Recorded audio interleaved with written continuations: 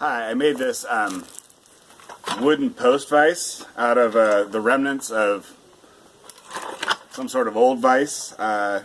It's like a blacksmith style vise, or a post vise. It's called that because there's a post that directs downward forces all the way to the ground, which makes it good for hitting stuff. Now blacksmith vices are obviously usually metal, but this is just a wooden version. Show you how it works here.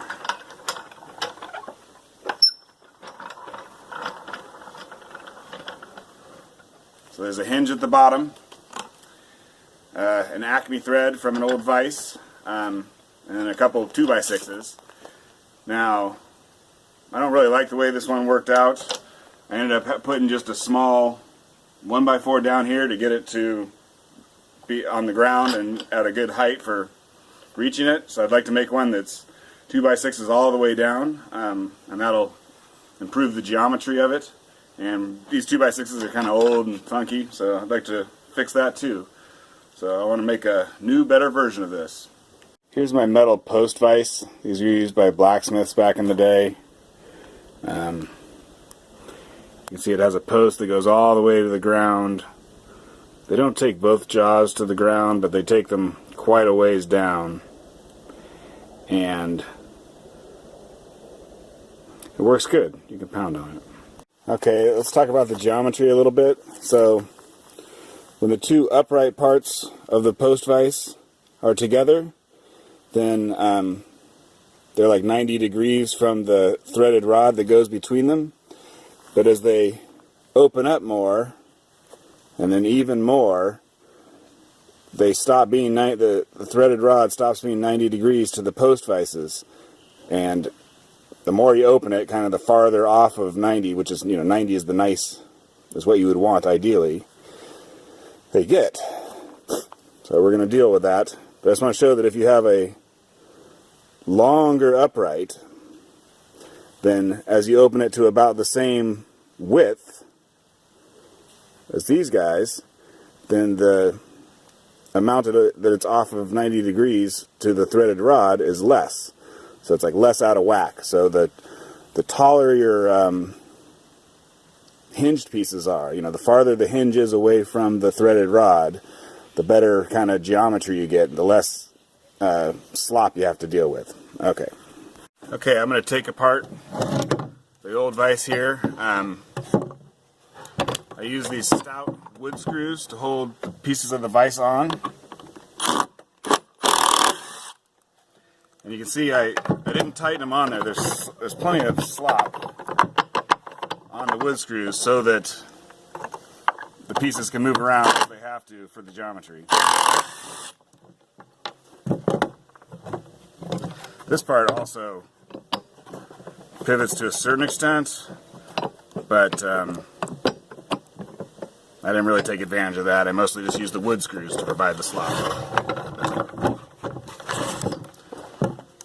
Here's the rear side.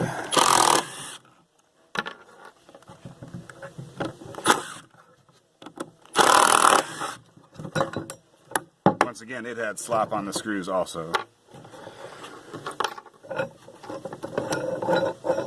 I'm not sure what kind of vise this was, but it wasn't a normal machinist vise. It was maybe a wood vise that goes on a bench originally. That's my guess.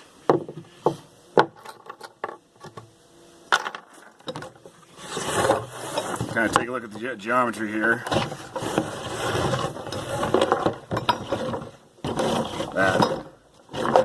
So the way I made it, this is as far as it can go before it starts binding on the threaded rod. So, which gives you a pretty big opening. And you can just see how it's no longer at a 90-degree wood and threaded rod. Okay, so here's the wood I'm going to make my new post vise out of. I took a 8-foot 2x6, cut it into two 4-foot lengths. Now, I've decided I don't want the bottom hinge to be as tight as the previous one, so I'm going to space it out with a 4x4. And it's going to kind of look like this. So we'll put a hinge down there to go with, put a hinge down there like that. This is a 5.5 inch long section of 4x4. And we'll put the hinge here. And so this is kind of how the bottom is going to look. And I want the wood for the 2x6s to overhang all the hardware, so that if you pound on the top and the force goes that way, these 2x6s will direct the force into the ground. And what that does at the top is it makes it actually a little bit pinched at the top, and so it won't have perpendicular faces to each other until you get to 4x4 is 3.5 inches wide. So at 3.5 inches, they'll be parallel to each other, and then they'll get out of whack the other way as you go even wider. Now,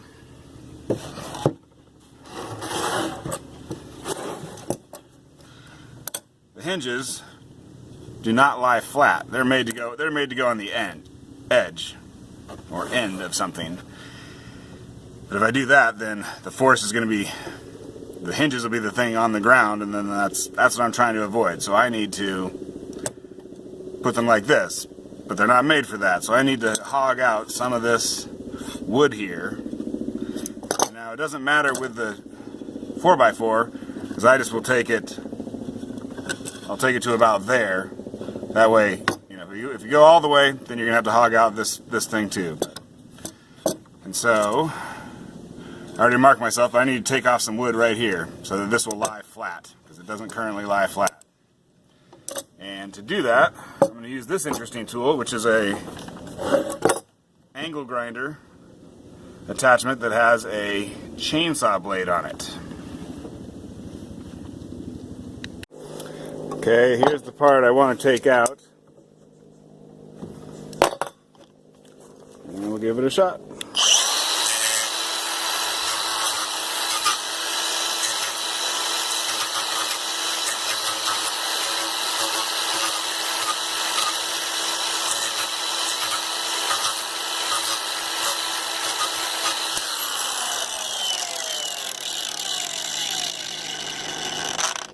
This is obviously a dangerous tool that you want to be careful with. Use your guard. Don't set it down while it's running. And let's check the hinge.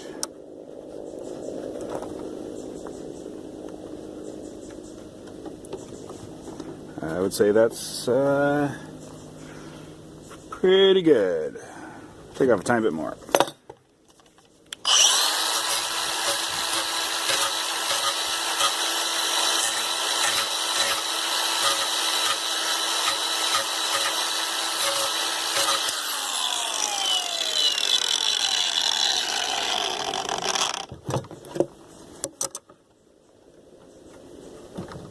Let's do it. Okay, so I'm going to use some sheetrock screws to put these hinges on. It's a helicopter fighting a forest fire a couple miles away in the background there. So we're going to hang these hinges off the side so that the round part is off of the piece of wood, and try and center it correctly.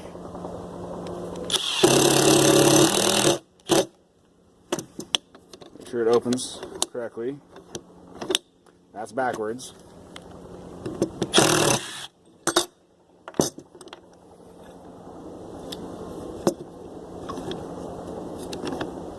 Okay, that should do it.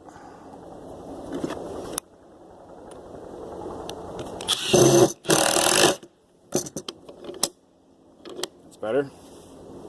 Okay, I'll do the rest of them. I'll do some more off camera. Okay, it took me a couple tries to get stuff lined up, but basically this is what I was going for, and they seem to match each other pretty well. They're not too bad as far as laying down on the wood. Okay. Okay, here's how I'm going to try and get these things together so that the end result is pleasing. The last one I had to do this trial and error quite a bit, but I put this long 8-foot board here next to the post vise to try and keep the two parallel or perpendicular or plumb or whatever to each other. Now here's where the 4x4 is going to go. And I just kind of am eyeballing that and looking underneath to try and get it so that it's the same distance from the bottom of each of the 4-foot 2x6s. So I'll screw it together off camera. Okay, so I attached the 4x4 and the hinges to the 2x6s. And so you can see that the lowest point is the 2x6s, so that's good. And they're pretty close to where they should be. That part is hard. It's hard to get it right. You got to try it a couple times.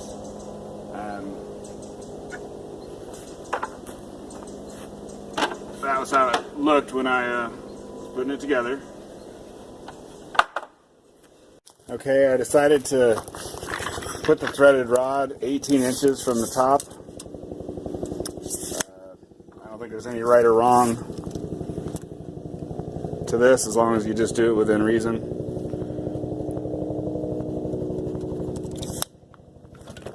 I decided to go with 1 3/8 hole saw. The Acme threaded rod is like exactly 1 inch in diameter, so that 1 3/8 will give me a good amount of slop. Sometimes those hole saws will wander on you, so I'm going to make a starting bit using this paddle bit, starting hole using this paddle bit.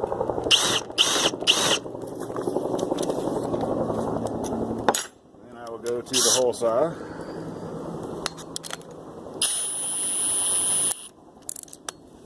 Hopefully I don't have to hog it out, because it's 3/8 bigger than the threaded rod. We'll see.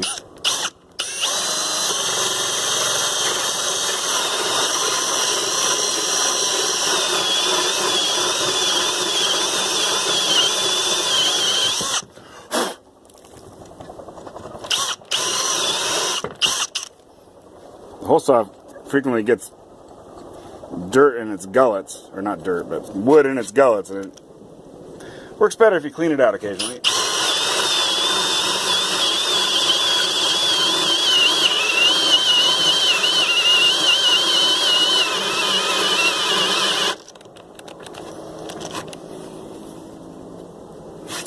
And the battery is dead. Okay, I'm going to put the threaded rod in and screw it down. Here's that part I was saying that kind of pivots. If you cut into the wood a spot for this thing, you might be able to get away with actually doing it flush against the wood, but it's not what I'm going to do. I'm just going to go like that, so it is pivoting the correct direction. There we go. These are number 10 square drive screws, 2-inch, stout, so I think that's good.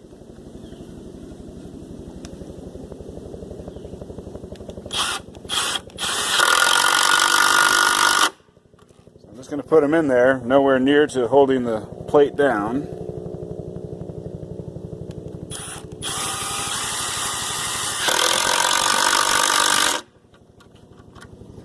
When you use the vise, the forces are pulling in against the wood, so the screws don't really do anything other than just hold the stuff in place. It's all this cast iron or cast steel fittings pressing against the wood, which makes it easy for me.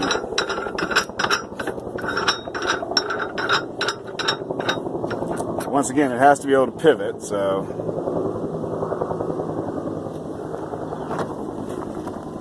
this one, yeah, it has to be able to pivot this way So you don't want to put it in like this as much as like this, and that just means that less slop is required of the screws.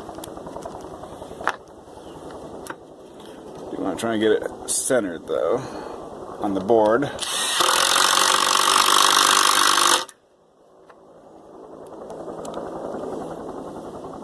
These are just to orient the thing, they don't have to hold it down again.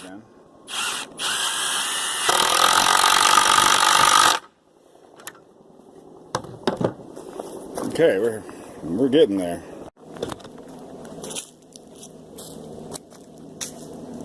Okay, so that shows you how to make the post vise. Let's discuss the other aspects of it. I'm going to use a piece of 1/2-inch pipe as the handle here. I like it better than the old lamp rod that I was using. You need something to set it off of whatever it's attached to. I'm going to attach it to a tree. And whatever you use to set it off from its attachment point, it has to be longer than the threaded rod is when the vise is closed, which is longer than it is now, but this fits. And then finally, this is the reason why I did the 4x4 spacer at the base, is I wanted it to be parallel to itself when it was holding something that was 3.5 inches wide, because I think that's a common size. You can see right now I have it clamped down on this 4x4, and it's bending the 2x6s. So, you know, it's just wood, it ain't steel, so it's not super strong. You could add steel supports somewhere down it if you wanted it to be stronger. But I think this is fine.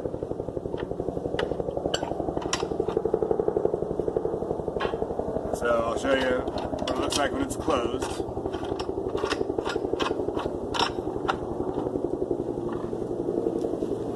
There, and so I want to put it on a tree and be able to hold pieces of wood, you know, maybe a 2x4 on the thinner dimension or on the wider dimension, stuff like that.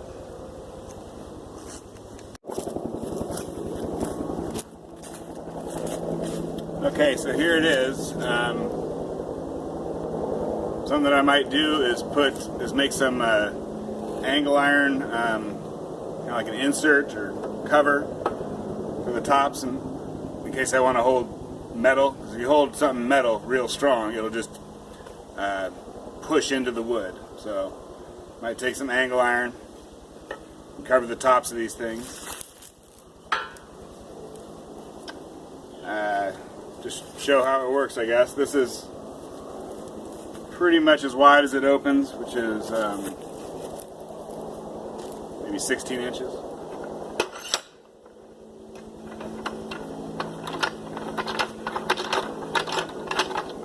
It's kind of floppy, but once it grips something,